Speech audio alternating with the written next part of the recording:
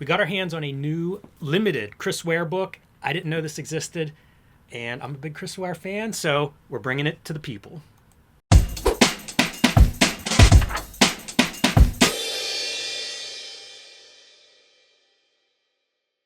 Hello and welcome to your favorite YouTube channel, Cartoonist Kayfabe. My name is Jim Rugg. I'm Ed Piskor. We are looking at a very exciting book today, Ed. At least it's very exciting to me. I can't wait to crack it open, but I want to remind everybody that we are a daily comic book YouTube channel. We've been doing this for going on 6 years now, so we've got about 1,700 videos in our back catalog that you can search by creator, character, title, and find something that you will love. We also have a Patreon that helps us keep the lights on in this place, and 3 different levels of support on that Patreon. That link is under this video. It will give you access to our videos early, and at the King Kayfaber level, you will actually sit in on the recording of these videos. So whenever we show a book like the Chris Ware Rusty Brown theme song book, you'll be the first one in line to get it.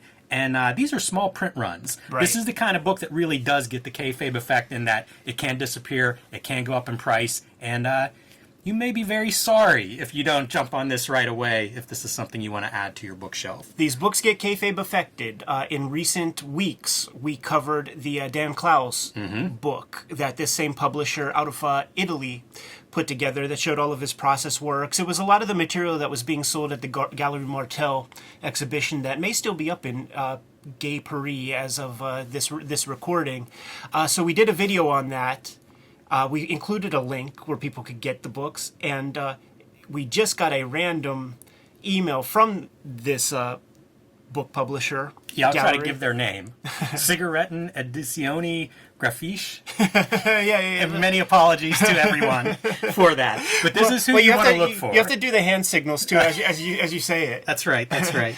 So we clearly sold a bunch of Dan Clowes books for them, because when they got in touch, they were like, hey, can we send you a whole bunch more books? But there is some controversy here, Jimmy, because they had 2 copies of Chris Ware. They had 2 copies of Art Spiegelman. They only had 1 copy left of the Gary Panther book, which speaks to their limited edition. So that said, there's going to have to be a coin flip. Ooh. That's going to go down at the end of this. So stick around to the end of the video. Always very dramatic. Suspense and drama. Absolutely. We're going to focus on Chris Ware for this video. And like I said, whenever I bought the Dan Clowes, I saw these books. I was interested in all of them, so I'm very excited to look through them. Very nice printing, very nice production, and it's kind of work that I haven't seen before. At least, if not the work itself, the presentation of the said work and the collection of it. So let's just dive in and take a look, because this is a pretty substantial, I don't know, 200 pages, 175 pages, something like that, but pretty nice size collection of Chris Ware. Yeah, I'm going to put the call out right this minute. Whenever Rusty Brown was being promoted, they put together, they being Chris Ware and John Kuramoto, who also did the animation stuff. They put together an animated trailer, and they put it up on Acme Novelty Library YouTube channel or something. A channel that it didn't get built. Right. It had very few followers, and 2,000 people saw something that these guys put a lot of effort in. So if you're not going to build up your channel and you're Chris Ware and you're animating a trailer, send that stuff on to us. Like I would have posted that on this channel. So all that being said, they created this beautiful animated trailer, and what we're looking at with this book is it's all the materials that went into creating that. So Chris Ware's putting together walk cycles and run cycles and doing the Chris Ware work that he would do on his typical comics for this trailer. Now, maybe some of this stuff was done for the books proper. We could have taken the time and pulled out the Rusty Browns, but who has time anymore? I'll tell you, this opening material, because once we get into it, it's going to look a lot different than these opening pages. It does feel like these are outside illustrations. I think it's all fresh for this. I do. It looks like it. I really enjoy seeing his work this way, too. It feels a little bit more simplified than his comics, which are very, very tight. And I feel like this is maybe a little more accessible version of some Chris Ware art. Well, this thing is a comic. It is there. We'll see that later. It is a comic, and with his panels that are postage stamp size, this book gives it a lot of air. Mm-hmm. Man, he's such a master of so many parts of comics making. like the lettering and design stuff. Incredible letter. So strong. But it's wild to me to see this. We've flipped through this book already before we start recording, and it's interesting to see these drawings at this size because we're going to see them as spreads with color on top, but you really get to see them, I think, differently whenever they're blown up, 4, 5, 8 times the size of what we're seeing in the black and white pages here. And a lot of fun stuff, too. Rusty Brown in his, camp, in his cavern, his fortress of solitude, if you will. It's just a fun drawing, and I think it shows a different side of Chris Ware art. You're right. Which is always exciting. These guys who you read hundreds of pages, maybe thousands of pages of, it's so nice when you can actually see them presented in a slightly different way. So thus begins the comic, basically. And the comic is a trailer, so it's an introduction to a bunch of characters. But, if that Snowman comic if that Snowman picture book is a comic, this is a comic. Right. Yeah, and vice versa, this is a picture book. Right. The lines between picture book and comic, if you guys want to expand your horizons a bit as makers, look at some picture books, because I think they push the use any tool to draw with, before comics really started to adopt that kind of production. Picture books kind of led the way, and you can definitely get some ideas from it. So interesting to see this stuff and think, color-wise, this is stuff that I don't see Chris Ware doing. If we isolated this and asked you who drew it, you wouldn't be able to tell me. No, not in a million years. Because he's playing with watercolor on some of it. You'll see when we start to get, closer to the earth. Look real close. That's, if I isolated this and showed it to you, that game that we play, yes. It could be so mean because you might look at that and you might be like, oh, that's Lynn Varley. Oh, interesting. I was going to say maybe a Wally Wood or something out of Warren. Because right. it's like an ink wash. Yeah. Would be my guess on it. Watercolor, it looks like. Yeah, and look, there's little bits of white media on top of it. You can see it right there. I was staring at that, yeah. It's so much fun to see Ware in a looser state. And, if you guys only know him from Acme Novelty Library publications, check out the sketchbooks that he's done. We have videos on those. Yeah, we have video on one. And only one? There's a second one, so we can make a video on that to promote the third one that is forthcoming. And that one's going to be key because that's post Jimmy Corrigan comics, and when he's doing a lot of travel, he's at the height of his popularity during the tenure of the materials in there, so it'll be fun to see. For my money, his sketchbooks, the Acme Novelty date books, are like the Crumb sketchbooks in that, they really kind of are the masterpieces. They sort of transcend the narrative comics. I love seeing this, which is the zoom of the previous page. Right. You can find the drawing in the beginning, but you also get to see, paper grains. Yeah, and the coloring. Chris Ware, I think, is really, in some ways, underrated by the way he draws with color, those roof edges that you don't get a black line. One of the most embarrassing moments of being in Pittsburgh as a comic fan was at the Harvey Awards in 1999 or 1998 when they were on a big projector. They would show the nominees and stuff.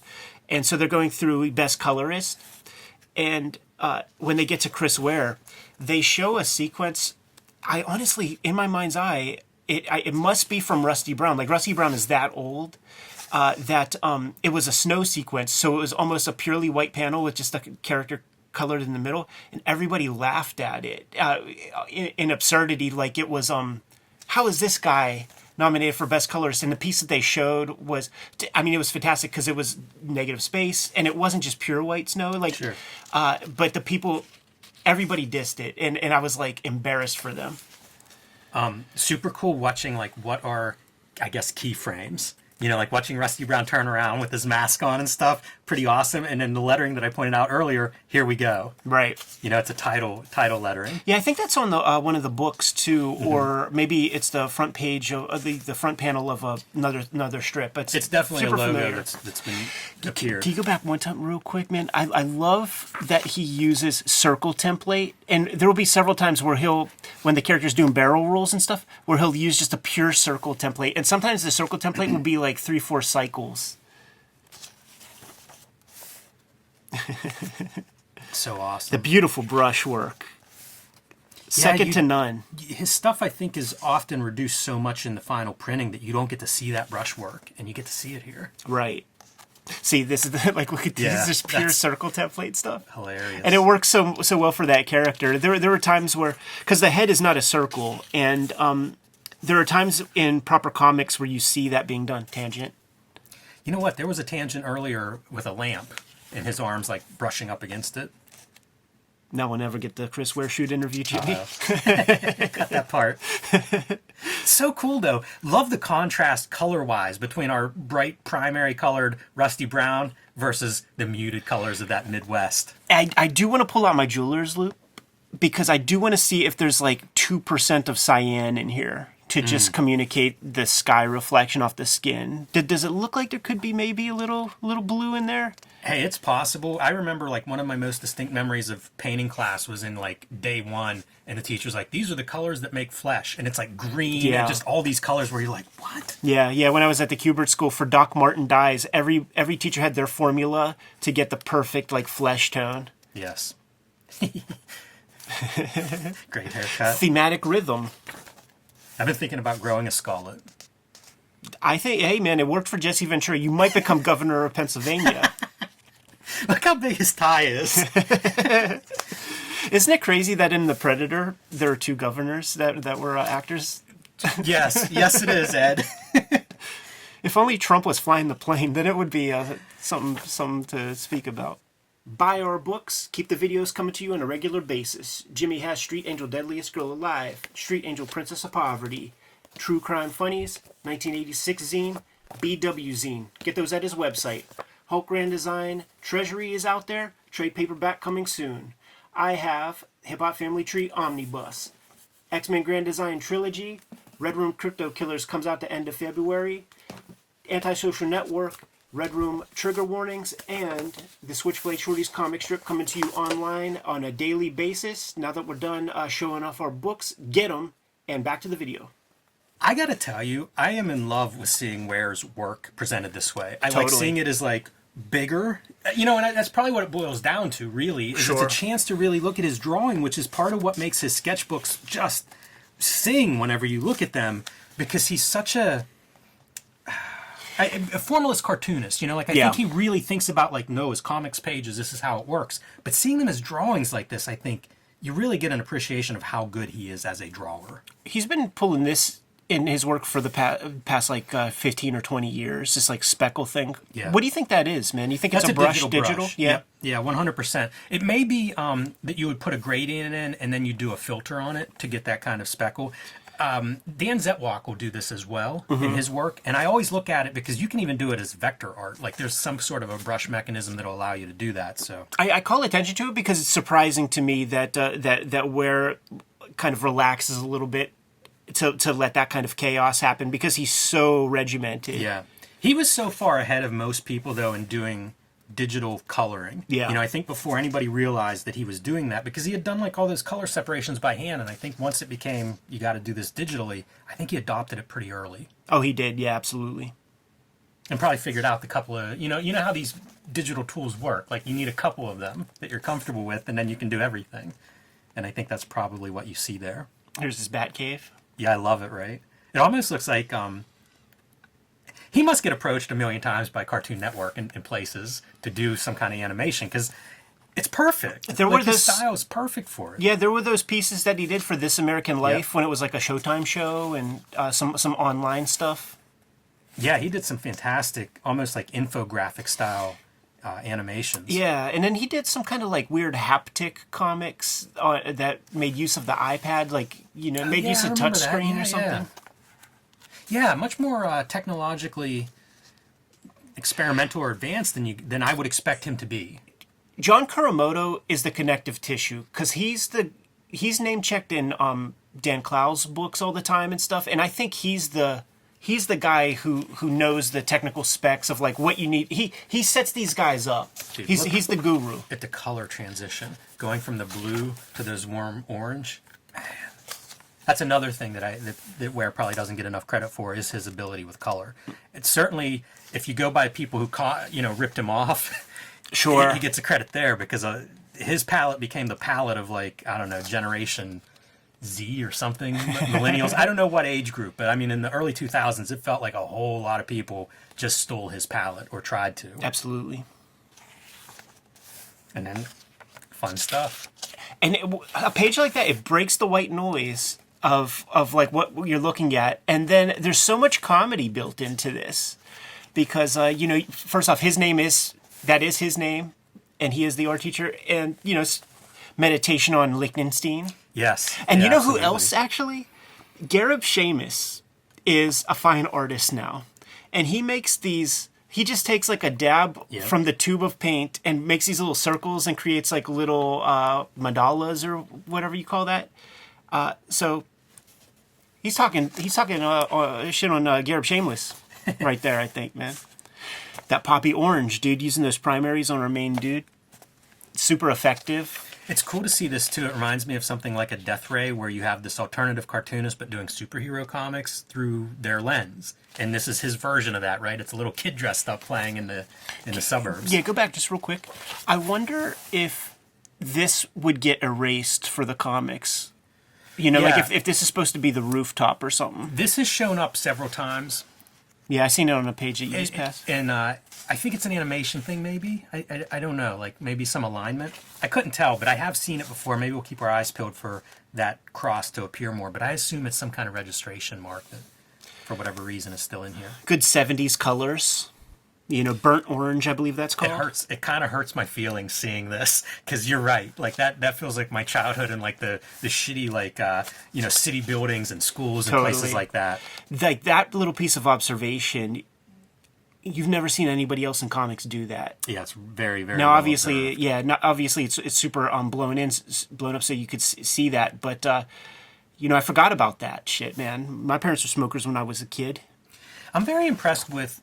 This is the second of these books from this publisher that we've looked at. And I'm very impressed that they're able to kind of present Chris Ware and Dan Clowes in ways that I haven't seen. And, I have most of their work. Yeah. And this feels like different presentation.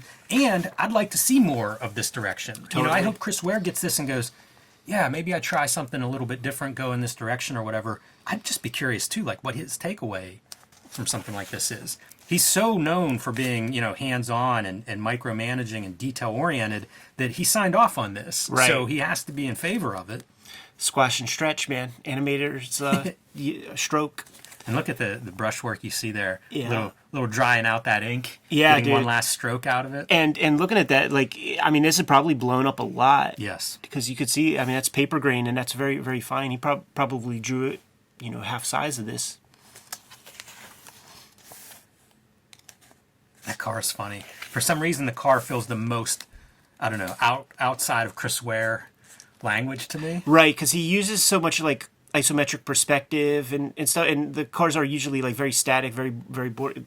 He's never had to draw a car at this level. Even this model of car feels like it shouldn't exist in a Chris Ware world. His perfect Midwestern architecture shouldn't allow that kind of car, that 80s, late 70s, 80s Camaro kind of car. Stepford Wives. Man, great drawing. Yeah, this is a little tough, it's so tight to the spine. The spine is not ideal. There have been a couple of things where there's really good action right in the middle of the frame.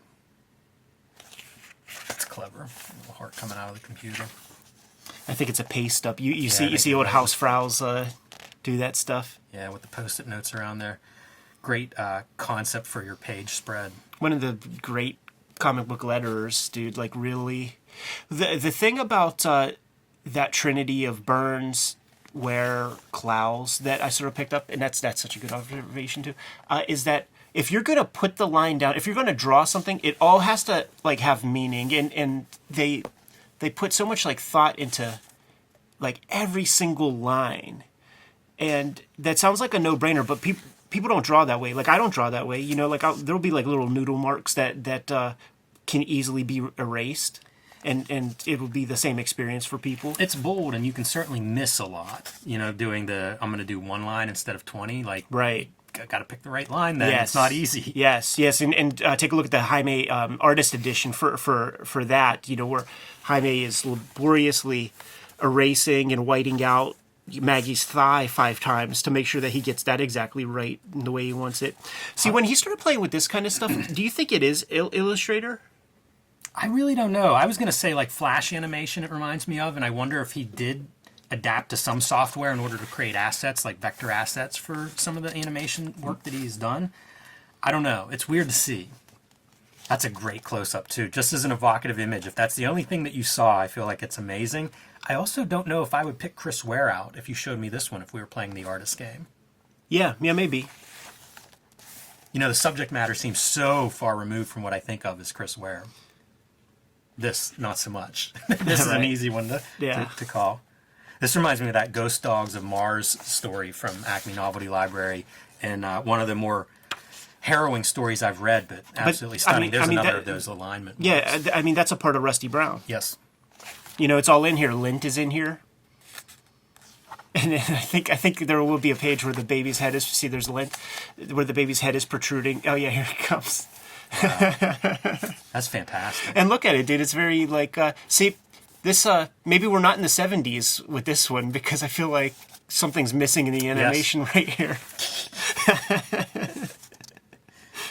I don't know what this part is from. I don't remember this in the Rusty Brown stuff. I think it's just some noise for the animation. You know, get to the logo, play a drum solo here or something to get us to the final logo that they show off. I think a lot of that was serialized too as big like tabloid pages, and I think each one he would create logos for. So it may have just been pulling some of those logos to include. The snow stuff's so well done, but again with these, I don't know what these are. You're right. Yeah, and they're always on those big kind of panoramas.